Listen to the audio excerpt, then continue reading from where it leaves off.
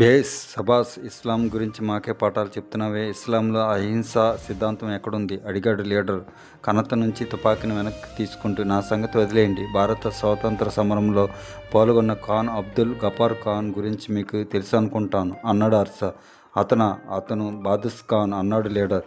అవును, అతన్ని ఒక జర్నలిస్టు. మీరు ముస్లిం కదా, మహాత్మా గాంధీ గారి అహింసా సిద్ధాంతాన్ని ఎలా పాటిస్తున్నారు అని అడిగాడు. దానికి బాదుష్ ఖాన్ ఏమన్నారో తెలుసా?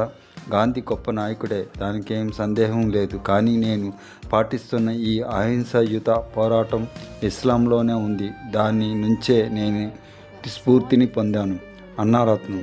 నాకు ఇస్లాం గురించి తెలియకపోవచ్చు, కానీ బాదుష్ ఖాన్కు తెలియదనుకోవాలా అన్నాడు అర్స. లీడర్ మాట్లాడలేదు. నేను మిమ్మల్ని కోరేది ఒకటే, మీరు మంచి ముస్లింలుగా మారండి, ఇస్లాంకు చెడ్డ పేరు తేవద్దు అన్నాడు అర్స ఉద్రేకంగా. ఆ లీడర్ ముఖం మరింత ఉద్రేకంగా మారింది. తన పిస్తోలును అర్స భుజాన్ని గురిపెట్టి కాల్చాడు. ఆ గుండు అర్స భుజాన్ని దూసుకుపోయింది. చిన్న గాయమై రక్తం స్రవించసాగింది. అర్స తేరుకొని జేబులో నుంచి రుమాలు తీసుకొని గాయం మీద అదిమి ఉంచాడు. లీడర్ పెద్దగా నవ్వుతూ, ఇదే మా సమాధానం అన్నాడు.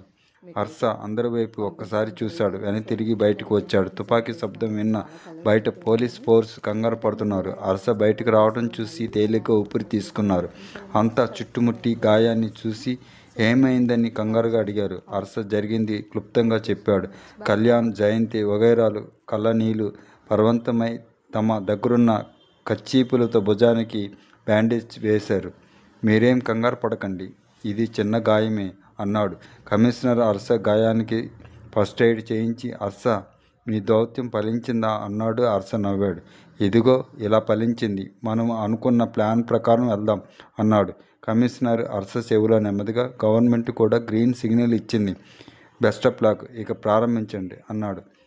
రాత్రి కొద్దిగా టిఫిన్ మాత్రమే చేసి అర్స సహచరులు తమ ప్లాన్ అమలు చేయడానికి ప్రయత్నాలు ప్రారంభించారు. నిద్ర లేకుండా జీపులు అలా తిరుగుతూనే ఉన్నారు.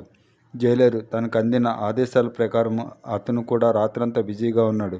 ఖైదీలు ఏ బట్టలతో జైలుకి వచ్చారో అవే బట్టలు క్లీన్ చేయించి రిపేర్ చేయించి సిద్ధంగా ఉంచాడు.